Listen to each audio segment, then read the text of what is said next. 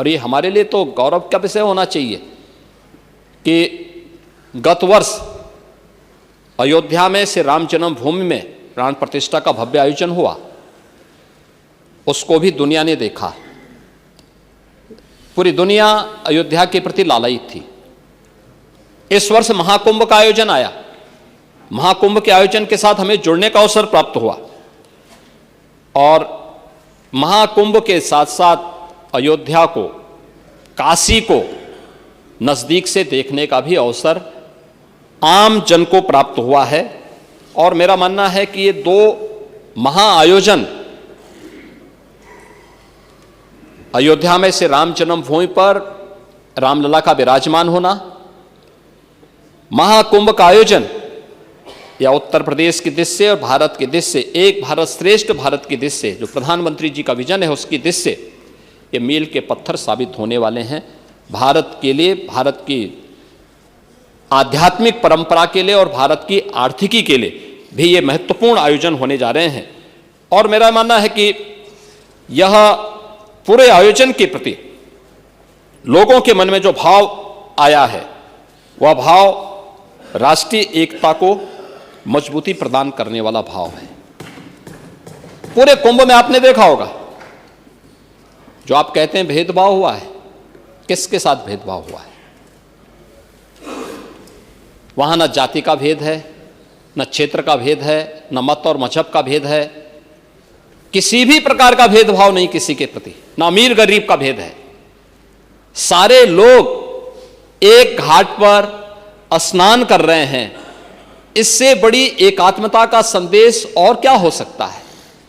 इससे बड़ी एकता का संदेश और क्या हो सकता है? और यही सच्चा सनातन धर्म भी है। महाकुंभ के बारे में जो बातें आप लोगों ने कही, आपने कहा कि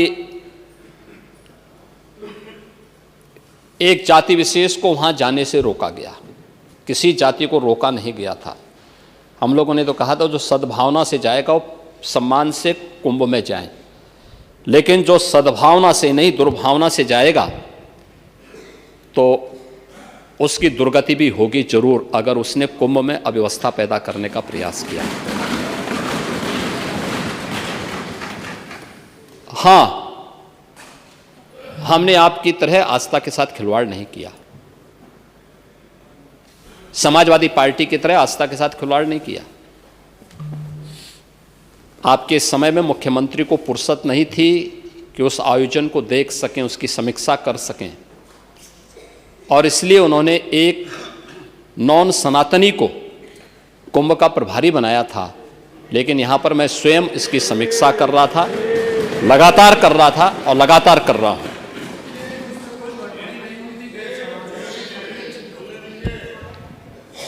यही कारण है कि 2013 के कुंभ में जो भी गया उससे अव्यवस्था दिखाई दी, भ्रष्टाचार दिखाई दिया, प्रदूषण देखने को मिला।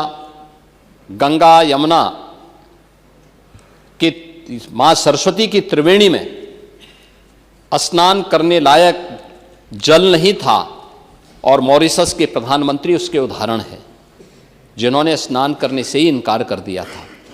लेकिन इस बार देश और दुनिया का कोई ऐसा व्यक्ति नहीं था जो न आया हो, और लगातार आ रहे हैं। महामहिम राष्ट्रपति जी भी आए, आदरणीय प्रधानमंत्री जी आए, आदरणीय उपराष्ट्रपति जी आए, भूटान के नरेश भी आए, दुनिया के तमाम अन्य देशों से जुड़े हुए यानी 74 देशों के हेड ऑफ मिशंस भी वहां आए।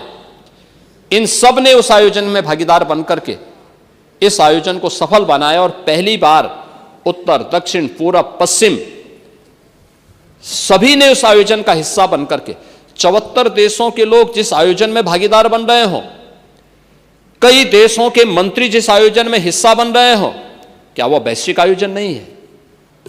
क्या वो वैश्विक आयोजन नहीं है? वैश्विक आयोजन का मतलब क्या था?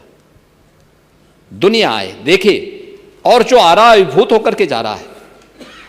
आपने तो अमृत स्नान के दिन मीडिया, विभिन्न मीडिया चैनल के द्वारा जो लाइव दिखाया जा रहा था उसमें विदेशी जो पर्यटक आए थे, जिन्होंने कुंभ को साक्षात देखने का अनुभव किया, उनकी बातों को भी सुना होगा। कितने प्रफुल्लित थे। आयोजन सनातन धर्मावलंबियों का, लेकिन खुशी उनको हो रही थी कि ऐसा आयोजन पहली बार हुआ और दुनिया के अंदर कहीं भी ऐसा आयोजन नहीं है जिस आयोजन में इतनी बड़ी संख्या में श्रद्धालुजन उपस्थित होकर के एक साथ एक मंच पर आकर के उन सभी आयोजनों को अपने अनुसार आगे बढ़ाने में योगदान दे रहे हैं। नेता प्रतिपक्षों इस बारे में आपत्ति थी कि भारतीय जनता पार्टी ने अपने लोक कल्याण संकल्प पत्र में राज्यपाल जी के अभिभाषण में महाकुंभ को वैश्विक स्तर का आयोजन बनाने के लिए क्यों उल्लेख किया और उस प्रकार की व्यवस्थाएं क्यों नहीं की। मैं भौचक हूं। 2013 में आपको वहां जाने नहीं दिया गया था, इस बार आप गए थे। नहीं, इस बार आप गए थे, आपने स्नान किया, आपने उसकी सराहना भी की और वहां की सुविधाओं के बारे में भी मुक्त कंठ से प्रशंसा की। हाँ ठीक है, कोई भी हो, व्यवस्था सरकार की थी, सरकार की व्यवस्था होती है, व्यवस्था सरकार की थी, माध्यम अध्यक्ष जी थे, लेकिन गए और जाकर के आपने उन सुविधाओं की मुक्त कंठ से प्रशंसा की और आपने इस बात को कहा। और जब मैं यहां पे बोल रहा हूं, महाकुंभ में अगर विश्व स्तरीय सुविधा नहीं होती, अब तक 63 करोड़ से अधिक श्रद्धालु उस महाकुंभ के आयोजन का हिस्सा नहीं बना होता। अभी 2 दिन के बाद महाशिवरात्रि आएगी। आज 24 है, कल 25 और परसों 26 फरवरी तक मेरा अनुमान है कि जिस प्रकार से देश और दुनिया महाकुंभ के प्रति आकर्षित है, यह 65 करोड़ की संख्या पार होगी। और देश और दुनिया का कौन ऐसा व्यक्ति है, भारत के अंदर अगर हम संख्या को देखें, जनसंख्या को देखते हैं तो 144 करोड़ का भारत है। इसमें सनातन धर्मावलंबियों की संख्या 110 करोड़ है। और आपने कहा कि आप बुद्ध को नहीं मानते। मैं तो भारत के हर महापुरुष को सम्मान देता हूं जिसने भारत के अंदर जन्म लिया है। मैं बुद्ध को ही मानता हूं, जैन को ही मानता हूं। महावीर जैन की परंपरा को, ऋषभ देव से लेकर के महावीर जैन तक की परंपरा को, सभी तीर्थंकरों के प्रति भी सम्मान का भाव रखता हूं। सनातन धर्म के साथ साथ बौद्ध तीर्थ स्थलों का भी पुनरुद्धार और सुंदरीकरण के कार्यक्रम को हम पूरी प्रतिबद्धता के साथ कर रहे हैं। भारत के प्रति सम्मान का भाव रखने वाले और भारत की सनातन परंपरा में प्रत्यक्ष और अप्रत्यक्ष भूमिका रखने वाले सभी पंथ और संप्रदायों को पूरा सम्मान करते हैं। बौद्ध हों, जैन हों, सिख हों, यह डबल इंजन की ही सरकार है कि 26 दिसंबर की तिथि, ये डबल इंजन सरकार ने, प्रधानमंत्री मोदी जी ने 26 दिसंबर की तिथि वीर बाल दिवस के रूप में घोषित की है। गुरु गोविंद सिंह जी महाराज के 4 पुत्रों की शहादत के प्रति सम्मान का भाव व्यक्त करने के लिए। और पहली बार हुआ है जब गुरु वाणी का पाठ मुख्यमंत्री आवास पर निरंतर हो रहा है। ये पहली बार हो रहा है।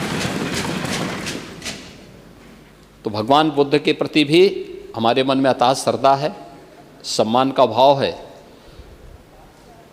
जैन तीर्थंकरों के प्रति भी हमारे मन में वही श्रद्धा और सम्मान का भाव है। सिख परंपरा के प्रति भी वही श्रद्धा और सम्मान का भाव है। कबीरपंथी हो, रविदासी परंपरा हो, महर्षि वाल्मीकि की परंपरा हो, या भारत के अंदर जन्मी हुई हर उस उपासना विधि का जिससे सनातन धर्म को मजबूती प्रदान होती हो और भारत एक भारत श्रेष्ठ भारत के रूप में आगे बढ़ता है, उन सब के प्रति हमारे मन में सम्मान का भाव है। मुझे अच्छा लगा कि नेता प्रतिपक्ष अब समाजवादी से सनातनी हो गए हैं और उन्होंने अपने सदस्यों को अपने स्वभाव के विपरीत जाकर के टोका भी कि तुम क्या समझते हो जो है सनातन के बारे में, तुम नहीं समझ पाओगे। यानी उनकी बुद्धि से परे का ये विषय है। लेकिन ये स्वागत योग्य है कि आपने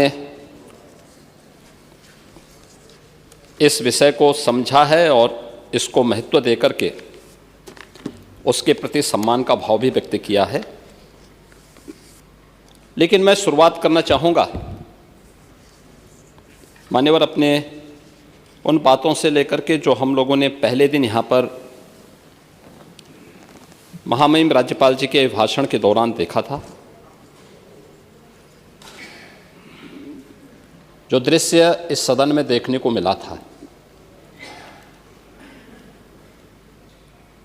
आप संविधान की प्रति लेकर के घूमते हैं, लेकिन संवैधानिक पदों पर बैठे हुए मानवभावों के प्रति आप लोगों का दृष्टिकोण क्या है, यह राज्यपाल जी के भाषण के दौरान इस सदन के दृश्य को देख करके हम सहज अनुमान लगा सकते हैं। जो शोर शराबा था, जिस प्रकार की टिप्पणियां की जा रही थी, जिस तरीके से उस समय राज्यपाल जी के प्रति व्यवहार किया जा रहा था, क्या वह संवैधानिक था? और उस प्रकार का व्यवहार अगर आपका संवैधानिक है तो फिर असंवैधानिक क्या है?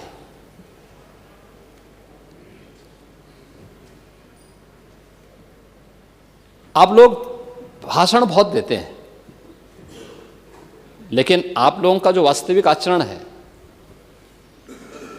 वह अगर देखना है तो समाजवादी पार्टी का जो मीडिया सेल का सोशल मीडिया का हैंडल है वह समाजवादी पार्टी की विचारधारा,